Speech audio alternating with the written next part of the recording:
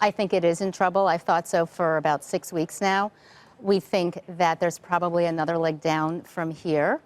And if it can hold the low levels of 2018, then you could move higher.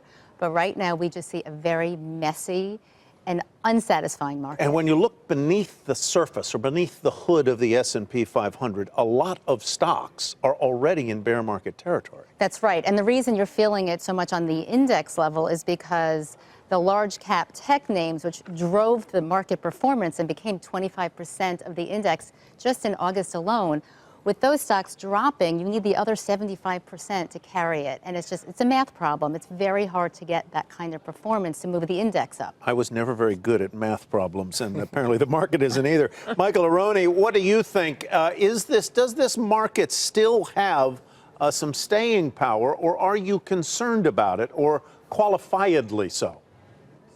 Well, the fat lady is certainly not singing just yet to signal the end of this bull market. But Tyler, if you do listen in the background, you can hear her warming up. And investors are pricing in kind of the worst case scenario for U.S.-China trade relations, for fiscal policy stimulus wearing off, Fed rate hikes, and slowing corporate profits, particularly among high-flying tech stocks. So if we get any relief in those four areas, you could see the market rebound with a bit of a relief rally headed into next year. What's your sense of how much the market has, in fact, priced in? You said the market is pricing in. It does look like, you know, with each leg lower, that it is a process as opposed to something that's already happened, Michael. So at what stage are we at? I mean, at what stage do you say, you know what, the market is trading at fair value right now? Well, I think what's happened is that earnings per share growth is still going to be very solid. Let's just look going to have 9% earnings per share growth. Admittedly, nowhere near the levels we're currently at, but that's still a very healthy number with a market multiple of around 15, maybe a little more than 15. And all the hubbub around higher rates and greater levels of inflation seems to be just more noise than anything else. You know, rates have been backing down some. Rate of inflation seems to be plateauing.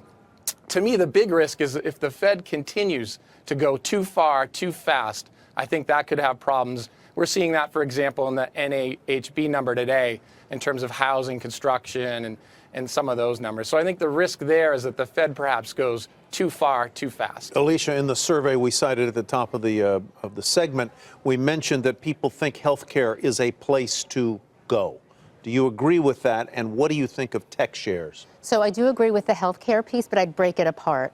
I like the services, I like the hospitals, the HMOs, and the Medicaid HMOs, in part because of the election results. Because with the Democratic Congress, the ACA is fine, it's not going to be repealed, and you're going to have some states that had Republican governors flip Democrat, and they're going to expand Medicaid. So for that reason, I like the services. I don't like biotech or pharmaceuticals right here. I think there's a noise problem, and it's the price control issue. So you have the administration interested in price control, and you have a Democratic House that might well go there. There's a deal there, and I do think that with the Republican Senate, whatever comes out won't be as big a bite as it would if Congress had flipped totally to the Democratic side, but there's a deal to be had, and I think the headlines are going to be rough.